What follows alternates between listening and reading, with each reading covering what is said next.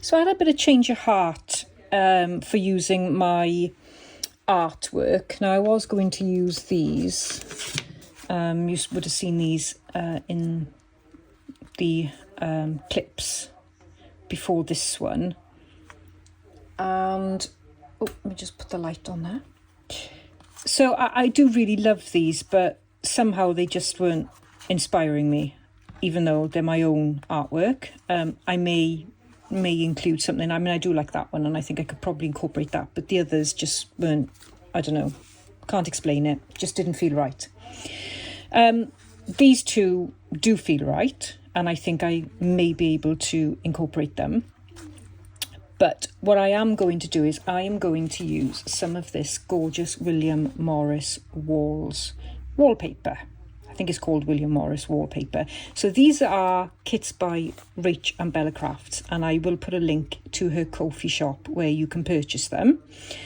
And what I wanted to do then was use these lovely images in the windows, and my idea is to embellish around them, so that becomes the focal point, the sort of framing of the window. And what I did was print the pages that I thought were the right colours. They just inspired me, and I think I've gone sort of blues, greens and yellows. That seems to be speaking to me at the minute.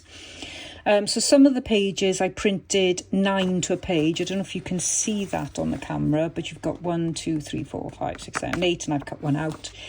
I did the same for this one. I printed 9 to a page. This one, I think I printed 6 to a page because the images were smaller. This one is 9 to a page. And that one, then this one I think I printed half, so 2 to a page. That one is a full page, and then there we are, there's the half page version, just to get these images slightly smaller so that they fitted in the windows. So I've gone ahead and had a little play. Now every time I try and find the windows I get lost with all these flips. I don't know what I'm going to do here. But there we are. So this is kind of what it's looking like. So I've got the William Morris paper in the background, and then a frame. So this is watercolour paper, and this one is embossed. So I'll obviously grunge it up a little bit, perhaps, distress it or do something to it. But I think the white looks quite nice there because it brings out the whiteness of the flowers. See if I can find the other ones. Where are we now? So this is another one. Hang on. Lost the William Morris bit of paper. Ooh, where's the William Morris paper gone? This is this one. So that goes like that. But I seem to have lost the paper that I had planned to put there, which is hilarious.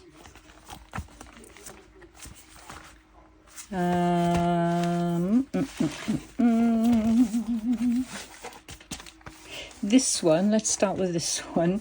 So with this one, I've already stuck this down, and it's just edging from a doily, a tea stain doily, and I've just glued it all around the William Morris image.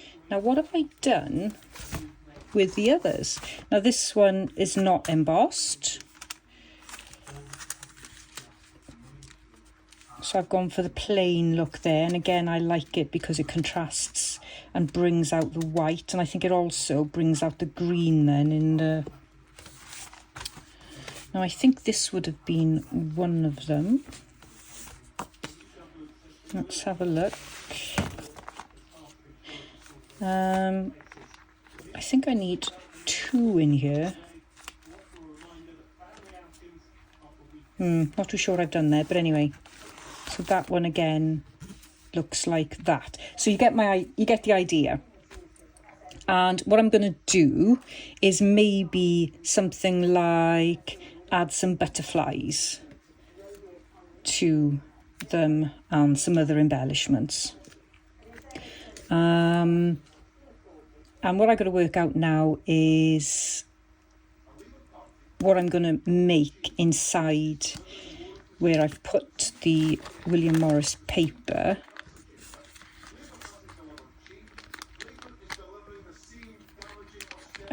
So I'll make something like journaling cards or tags. So for this one, I can fit something in there. So I'll just make something to fit in there and use that. This one, I can't remember. Gosh, I'll have to look on the video to see what I was going to do with that one. So I think with that one I can do a double one, can't I? Let me just see if I've got some square bits cut here. How could I lose the square bits I cut? It's bonkers, isn't it? So I could like put that there, like, that's not going to work, is it? But I'm going to have to do something like that because otherwise I'm going to see white on the back. How bizarre.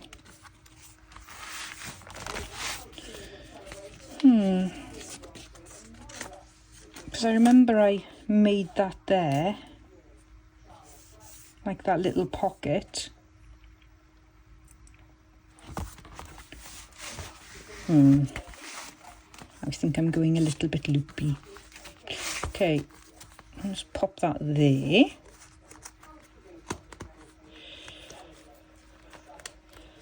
Has been a long day, fair play. So that goes there like that. And I got that one there. That's that one. And we'll leave that there for now, even though I can't remember why I did that. And I got that one on the back. And I got that one. Okay, I think we're all right.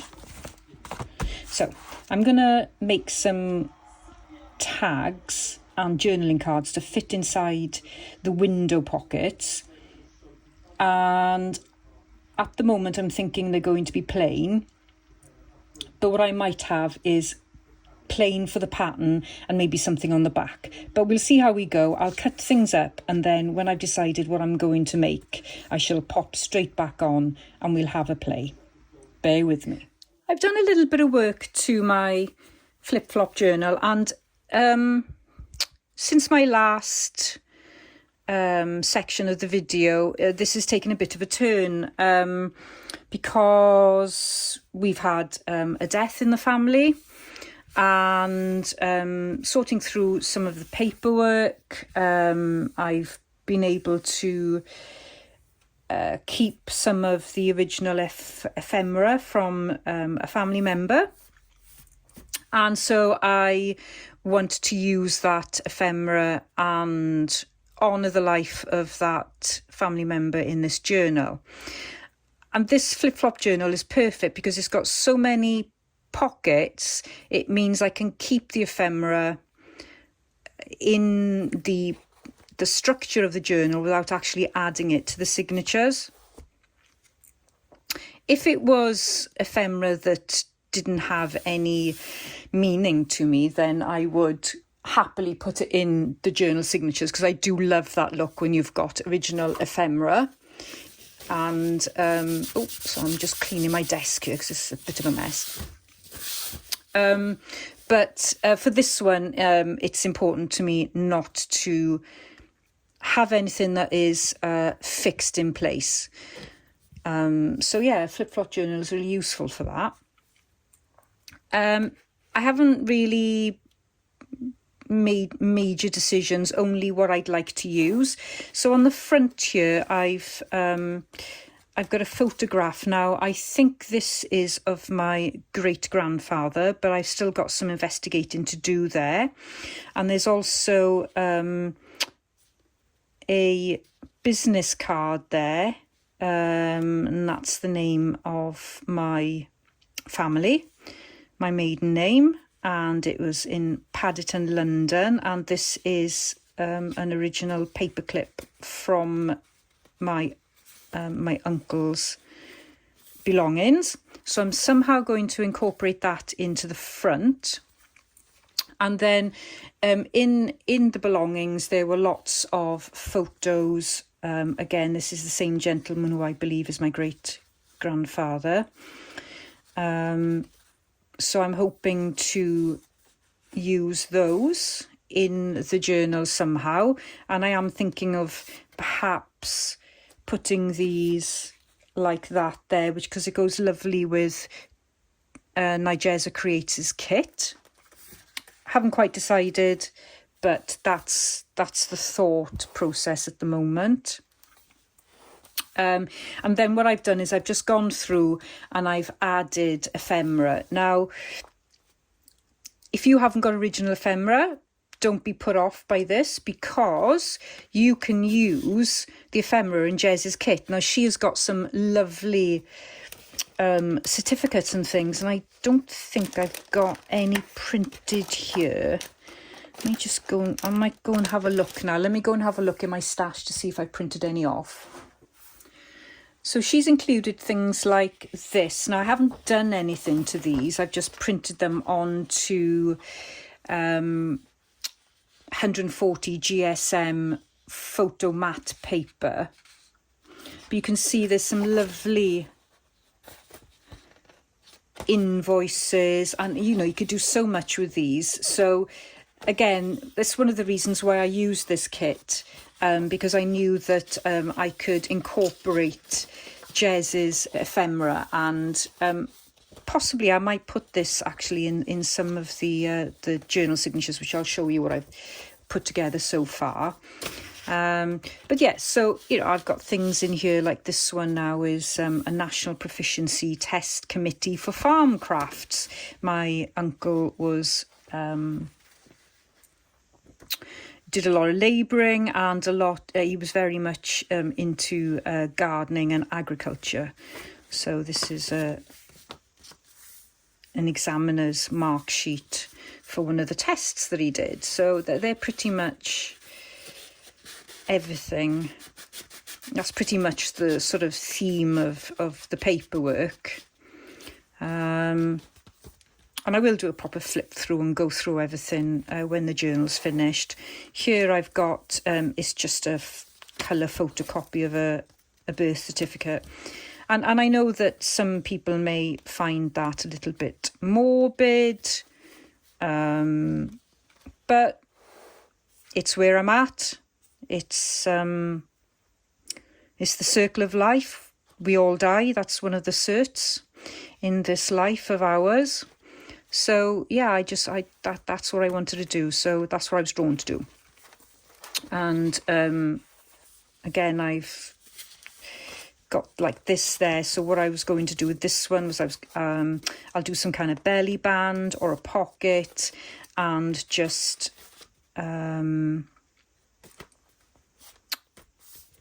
keep it safe in this journal. Right, so let's go, let's do the signatures. So with my signatures, I will be writing in these before I attach them. And my plan is, so I've used the William Walls kit for each signature cover. And I've put numbers on these because I kept on forgetting when I was pulling them out. I couldn't work out where I decided which flip, flap, flop, wherever it was going. So, yeah, I've numbered them just to give me a little bit of a head start. So what I was going to do then is I've got several envelopes of my uncle's. These are old addresses. I didn't know him when he lived in Essex and when my family lived in Essex. So I think that's nice to keep. So here I was going to incorporate this somehow on the front of the cover. I don't mind using envelopes so much and attaching them. I might do a sort of a wrap around there or just put it in there. Haven't quite decided yet. And each of the signatures that I've made up are really simple. It wasn't worth showing this on camera. I've just used background pages that I've got in my stash. I've used, oh, that's not quite looking right there. Let's pop this in there. Now I'm going to put that in there like that. And I've used tea-dyed paper. That's pretty much, and every signature is like this. And I may incorporate some of this, or I may even incorporate it into the journal signatures. Haven't really decided yet, don't know where it's going. One of the decisions I did make was to keep the signatures thin and avoid bulk wherever possible, and also not to have anything hanging out there. That's one of the drawbacks, I suppose, of a flip-flop journal, because I suppose I could put something there and have lots of different size papers and things, because it's sticking out at the side there. But on some of these journal, let's try and find one. Like this one, for instance, if it was really bulky, then it would interfere with the folds. So something to consider when you're making one of these journals. The more flips and flaps you've got, and the more you try and incorporate, you have to sacrifice other things. So there, yeah, that's something to consider.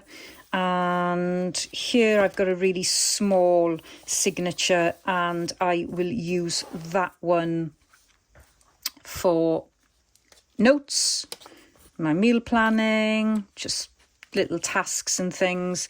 So that one will stay out, and I will bind it in at the end. There's a, it's quite interesting. This is a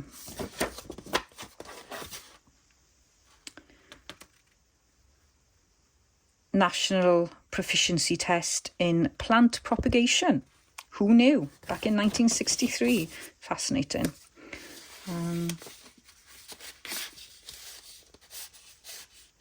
And those things were important to my uncle, so it's just nice that I can give them pride and place in one of my journals. Another signature here.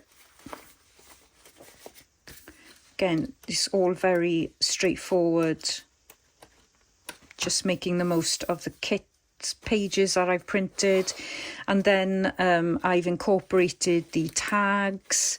So there's a tag there, and I do need to do something with all these window frames. Here I got this, it's quite tight, but I got that tag there. And I really do love the William Walls kit together with Jez's kit, and I actually quite like mixing kits, well, from different people, and people that obviously mean a lot to me, who I class as really good friends, or in Jez's case I class her as my crafting twin. So I've got this tag there, and yeah, so I'm just going along, and this is another proficiency, plant propagation proficiency certificate. So I'm, and this one, yes, I'm going to maybe put a belly band on this. I thought this just was lovely, the pink, a bit shocking pink, but again, this is a result of a test, of an exam. And he was doing really well as well. So, yeah. So that will pop there, and I'll fold that up properly and get that done.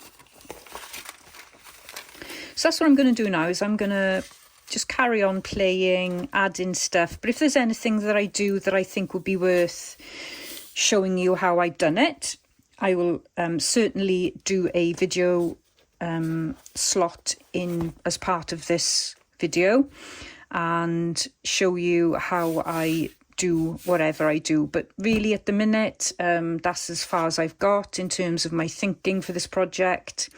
And yeah, I'm excited to work on the cover mainly, because that's where probably most of the work is going to go, and work out how I'm going to incorporate all this these lovely photos. I think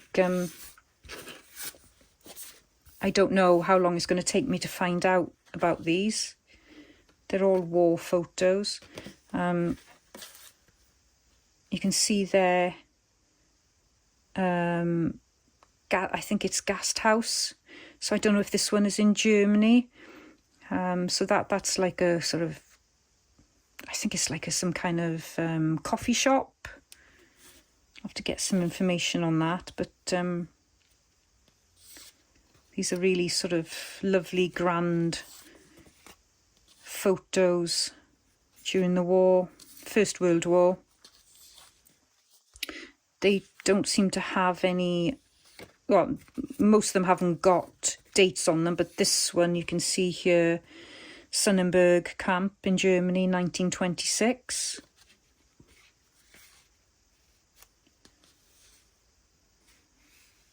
This is lovely. So this was a veterinary evacuating horses. So obviously this gentleman was into horses. And this is a shop. I really don't know. Yeah, I need to find out, don't I? I need to spend some time and find out what all these are. You can see there's really interesting. There's like a rocking horse toy on a skateboard. I mean, what does that signify? And this is a different gentleman.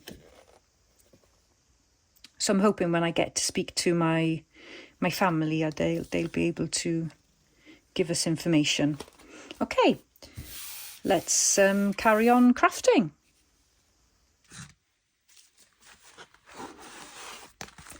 So I had a bit of a disaster when I was playing with this and sticking things down and flipping and flopping and flapping. A whole section of the journal came apart, which, yeah, is to be expected, I suppose. And I don't know if you can see there.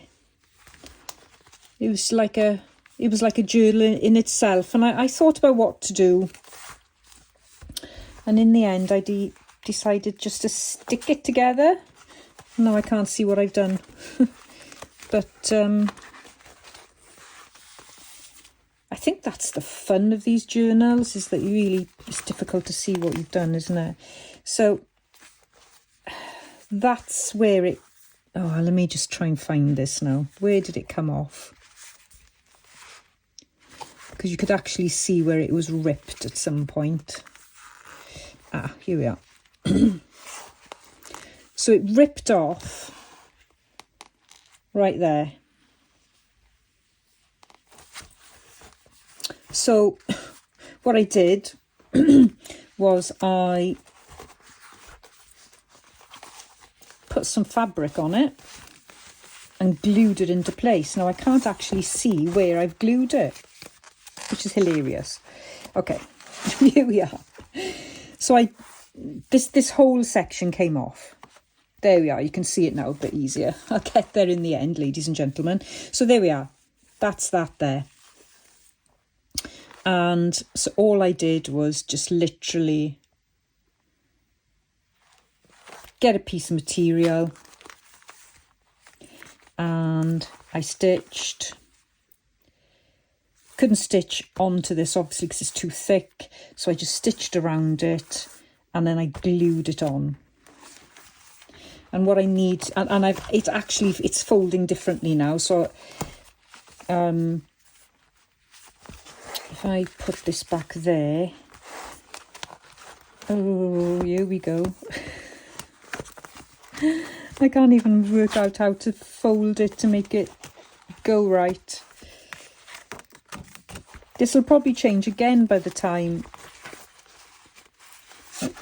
I come back on camera, because it's not folding like it's supposed to.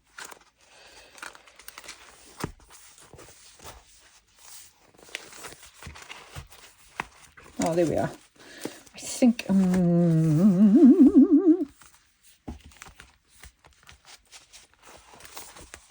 that goes like that. Now this is supposed to go there like that. Right. This is hilarious. Right, okay, so this is how it folds. So that was the back originally, and now this is the back. So there's no way I can show you how I've done that. I've just gone with the flow and just, yeah. As it's fallen apart, it's morphed into something else. But what I do need to do is just strengthen that there. And let me just try and prop this up a little bit. What can I prop it up with? Okay.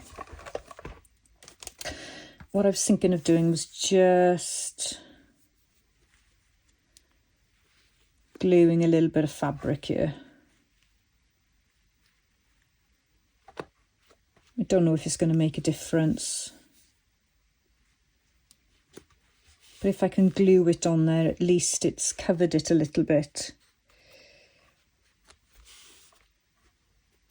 So let's have a go here. I may have to lose a signature or two just so it's not so bulky. Right, so I'm going to try and cover this because it does look a bit messy.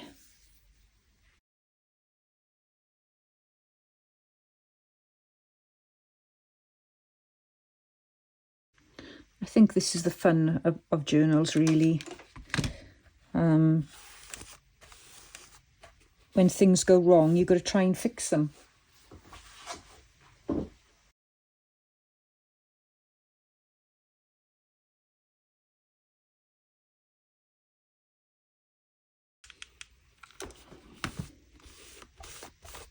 And this is why I often don't make journals to sell, because, you know, when things like this go wrong, you think, well, who's gonna want that? Who's gonna want to buy something that's patched together?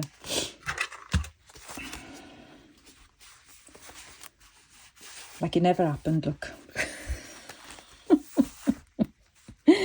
Oh, let me just show you what I've done so far. I'll turn this glue. Right, okay, so I still haven't done the front. So I've got a pocket there. Oh, hang on. That's come loose. Let's put you back.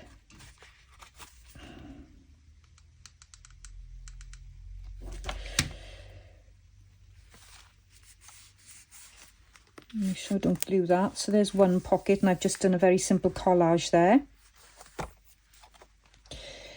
And I've got a little tuck spot there.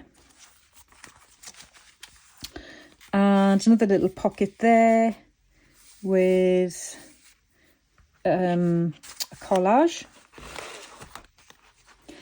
I've got a fabric pocket there, and I've mounted that on some card.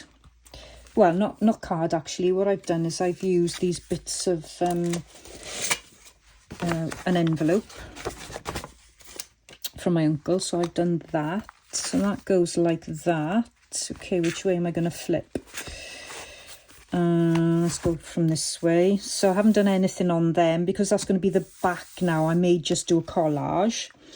So here I've got a simple belly band with one, so this is the William Walls and this is Jez's kit. Got a really simple pocket there. May do a bit of collage there. I can't put anything bulky there because it's it interferes.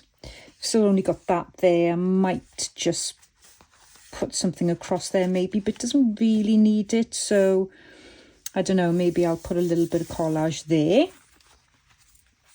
Flip over here, and here I've done some simple collages, and I was looking for that actually.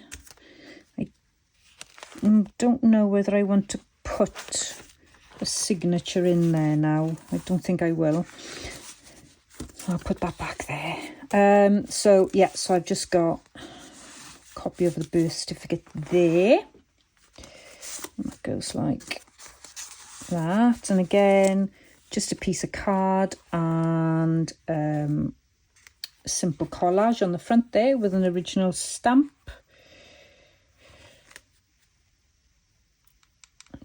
glue that a little bit. And then in here, I've done a fabric belly band. And haven't done anything here. And then I've just got a fabric pocket again with some of the envelope backing just to give it a little bit of strength there. So that's all I've done.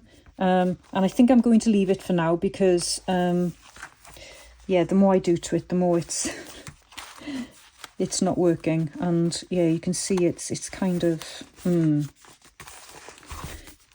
chunky. But yeah, that's how it's going anyway. So maybe I'll work on a little bit more. I'll probably work on the signatures next, and then I'll come back on camera and do a bit of show and tell.